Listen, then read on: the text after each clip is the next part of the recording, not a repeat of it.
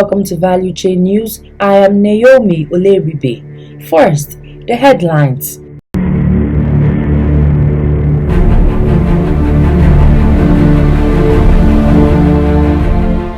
NSCDC denies operating illegal oil bunkering sites. The Trade Union Congress accuses federal government of wasting 9.5 billion naira on refineries turnaround maintenance. Council boss uncovers largest illegal oil refining site in Rivers. Now the news in detail.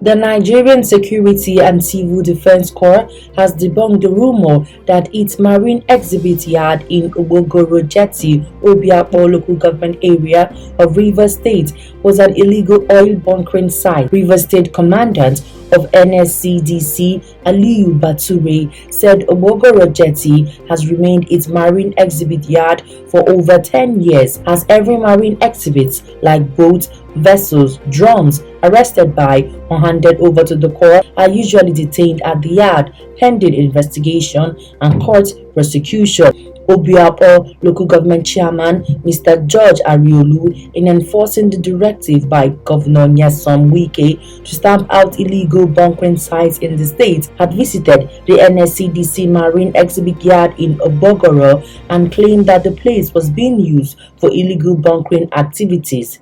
Speaking through the Assistant Commandant of the Corps, Michael Oguntuase, the Rivers NSCDC boss said some of the exhibits, including 220 drums and 8 Cotonou boats in the yard, were confiscated by the Nigerian Navy and handed over to the Corps last week, while other vessels were similarly confiscated by operatives of the Corps. He disclosed that the Corps has got intelligence reports that hoodlums were planning to attack the yard by setting it ablaze in order to destroy the exhibit, assuring that such plan will be strongly resisted. This place is our marine exhibit yard and not an illegal dump. Most of the exhibit here were arrested by the Nigerian Navy and handed over to us, while some of the arrests too were made by us. The Commandant General was here in December and he is aware that this place is our exhibit yard. The NSCDC urged members of the public to report any personnel of the Corps who is involved in the business of aiding or abetting oil theft, illegal bunkering and vandalism, warning that the Corps would not hesitate to show such person the way out.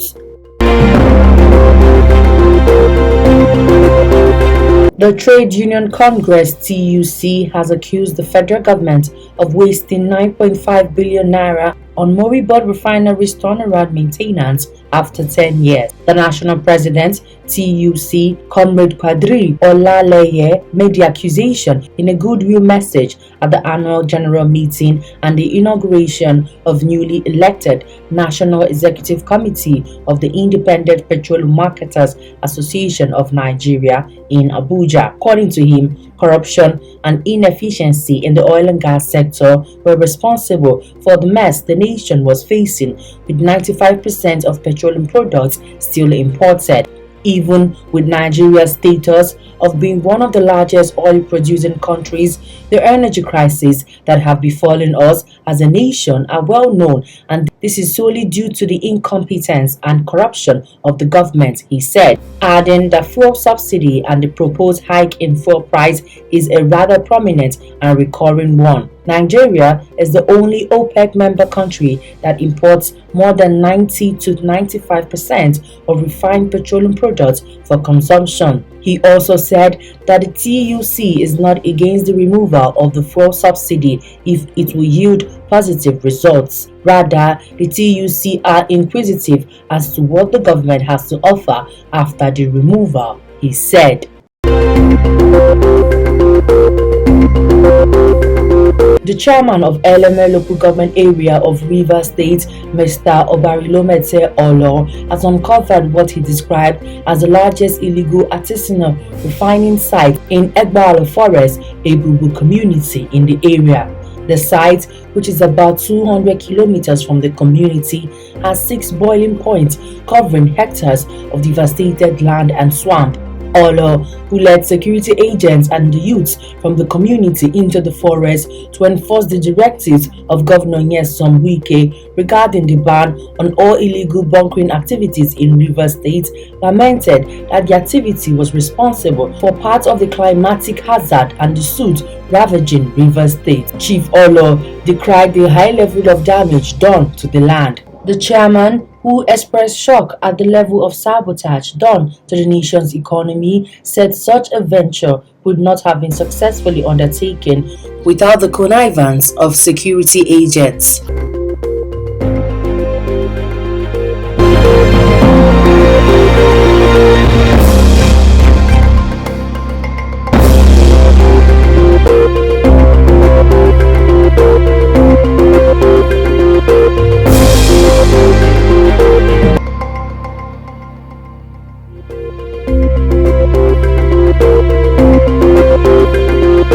The Republic of Congo has finalized plans to host an international energy summit and exhibition in Brazzaville. Put together by the country's energy capital and power, the summit, the first of its kind, will hold between 15th and 17th June 2022. The event is expected to position the country as a key driver of the Central and West African energy narrative and would introduce investors to the post-COVID-19 energy transition landscape of one of Africa's most mature oil and gas markets, while opening up broader discussions on the role of regional and international players in facilitating investment and maximizing African gas markets. The three-day event is expected to showcase partnership and investment opportunities in hydrocarbon exploration and gas monetization.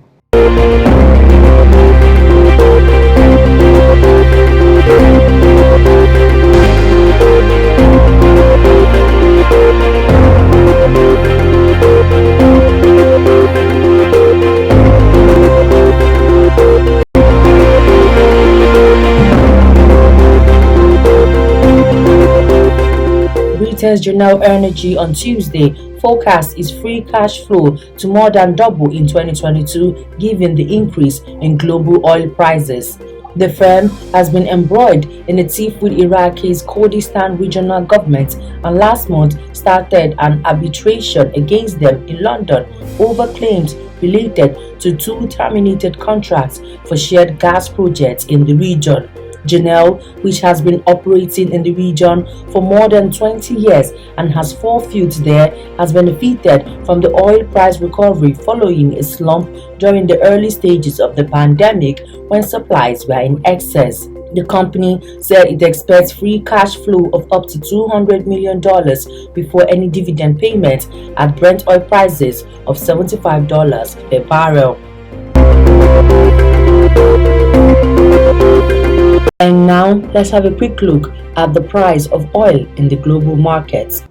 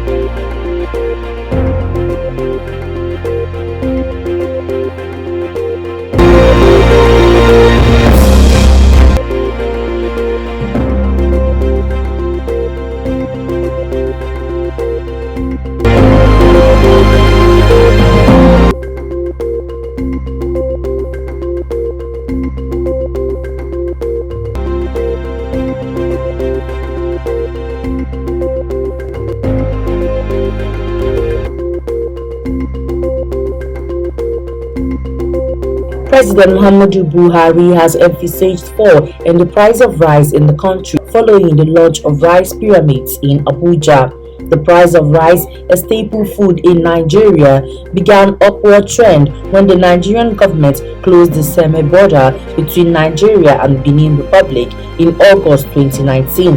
The government said the decision was to strengthen the agricultural sector and curb massive smuggling activities, especially of rice, on that corridor. The rice pyramid, made of 1 million rice paddy, was achieved through the Central Bank of Nigeria's Anchor Borers program, a program launched in 2015 to boost agricultural production and reverse Nigeria's negative balance of payments on food. At the launch of pyramids on Tuesday, President Muhammadu Buhari said the measure will go a long way in reducing the price of rice in Nigeria.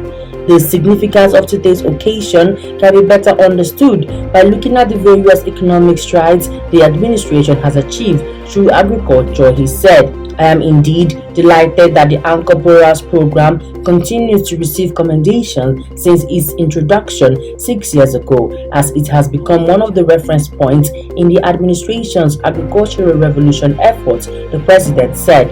According to him, the country can boast of producing over 7.5 million metric tons of rice annually, with over 4 million farmers benefiting from the program.